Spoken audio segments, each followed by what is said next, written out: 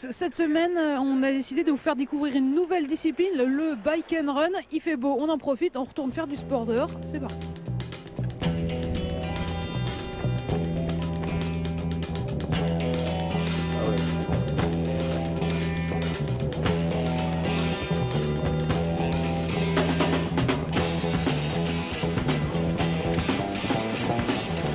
Pour vous faire découvrir le bike and run, on est avec David Jamin. David, vous êtes membre du club de triathlon de la Vente-Senots où se passe l'entraînement d'aujourd'hui. Expliquez-nous, qu'est-ce que c'est le bike and run pour les gens qui n'en ont jamais entendu parler? Alors le bike and run, c'est une discipline qu'on pratique à deux, avec un coureur, avec un cycliste, sur un parcours en nature. Et donc le principe, c'est de faire une boucle et d'alterner un coup sur le vélo, un coup le coureur. Et ils font la boucle pour aller évidemment le plus vite possible sur le circuit. Il y a un temps donné où on passe sur le vélo et on court?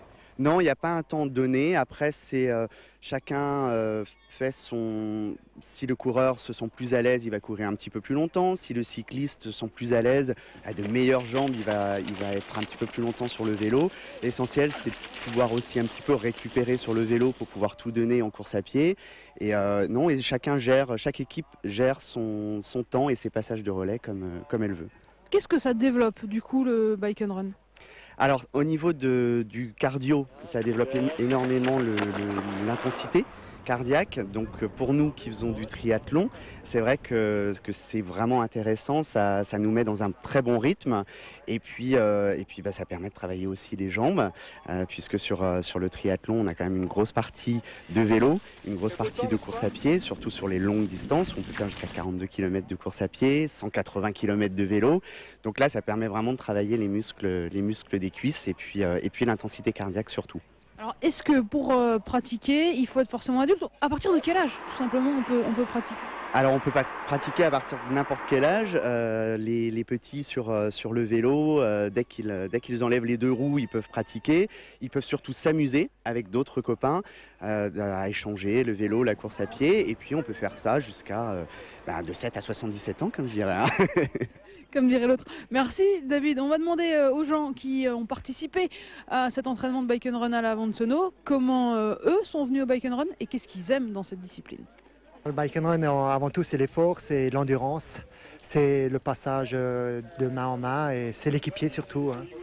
C'est une course d'équipe. C'est moins difficile que juste de la course à pied parce qu'on peut faire un relais. Puis à deux, c'est plus sympa que de courir seul dans la course. Et puis il y a une bonne ambiance. Donc. On fait de la course à pied en fractionné en fait. Ça permet de se reposer activement sur le vélo.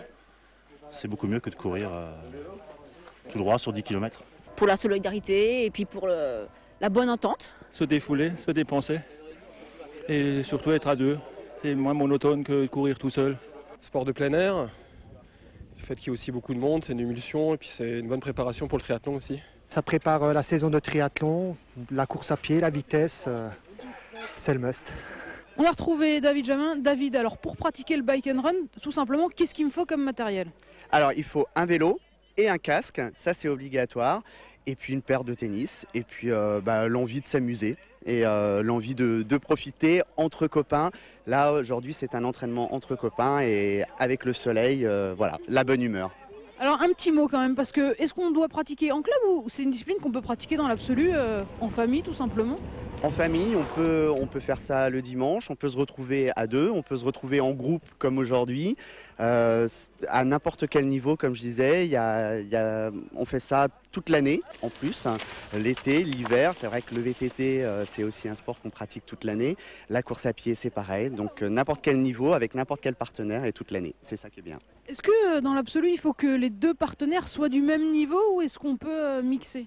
Alors pour ceux qui font la course, c'est vrai que c'est mieux d'avoir une équipe homogène, donc avec un même niveau, mais on peut avoir, comme aujourd'hui, il va y avoir des adultes avec des gens un petit peu plus jeunes, donc on peut pratiquer à tout niveau avec un partenaire, et comme je dis, l'essentiel c'est de profiter avec son partenaire. C'est quoi, à quoi il faut faire attention par contre quand on fait du bike and run? Il y a des choses à prévenir? Alors, il faut faire attention, c'est vrai, au vélo, puisqu'il y a des passages de vélo. Donc, il faut être vigilant sur le lâcher de vélo, soit on le pose, soit on le lâche à côté. La récupération du vélo, ne pas se blesser, ne pas tomber, évidemment. Donc voilà, il n'y a pas beaucoup de mesures de sécurité et le casque, évidemment, sur le vélo. Eh ben merci David, ça y est, on vous a fait découvrir une discipline ludique. Si vous avez envie de diversifier votre pratique de la course à pied ou tout simplement votre pratique sportive, on se retrouve dès la semaine prochaine pour une nouvelle discipline. Salut!